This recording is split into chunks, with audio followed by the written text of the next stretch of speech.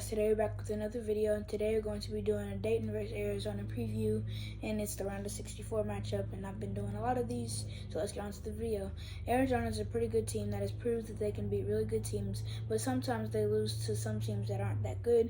Dayton is similar to Arizona because they can hang with some pretty good teams, but they do have some losses to teams that aren't great. Let's start at the key matchups, and the first one is at guard. Arizona has Caleb Love, who was a transfer from North Carolina, and he really stepped it up this year, averaging about 18 points, 5 rebounds, 3.5 assists, and 1.1 steals a game. He even stepped up his turnovers and efficiencies, and he's only averaging 2 turnovers a game while having the ball most of the time, and that's pretty good, and it's a career high for him. He does have room for some improvement, shooting almost 42% from the field and about 34% from 3.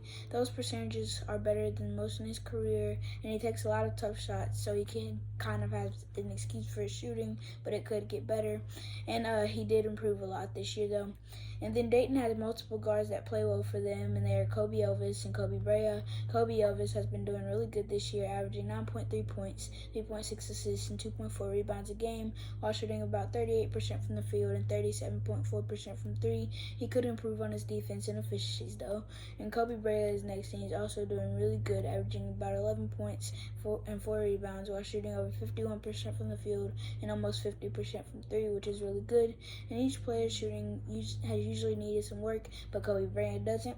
Aside from a couple of people, Dayton has pretty good efficiencies, and the whole team is 30th in field goal percentage, shooting 47.7% from the field, and they are 3rd in three-point percentage, shooting over 40% from 3. That's only 3 teams that did that, and they're one of them. Arizona scores really well though, and I don't think that Dayton can keep up with their offense, which is top 3 in the country, averaging almost 88 points a game. And then for the last matchup, it is center, and Arizona has multiple bigs that play that position pretty well, but that position is where Dayton's best player is Deron Holmes. Arizona's players that play center are Omar Ballo, and he's getting most of the minutes, averaging about 13 points, 10 rebounds, and more than a block and a steal a game. And he's shooting pretty efficiently as well, shooting 65.4% from the field, which is top 5 in the country.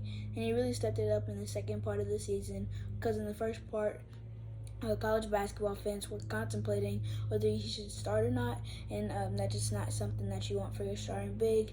And then the next to last player is Matijas Krivas, and he's only a freshman, but he gets 12 minutes a game coming off of the bench, and he's been averaging 5.5 points and 4.3 rebounds, which might not seem a lot, but in 12 minutes that's pretty good. And he gives Omar Ballo a breather while also doing pretty good.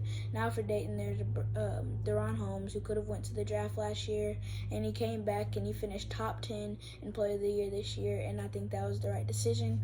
He's averaging about 20 points, 8.5 rebounds, 2.5 assists, and more than 2 blocks a game, while shooting an efficient 54.7% from the field and 38% from 3. And that matchup between those players will be really good, and I think that if Arizona can shut Deron Holmes down, then they can win the game pretty easily.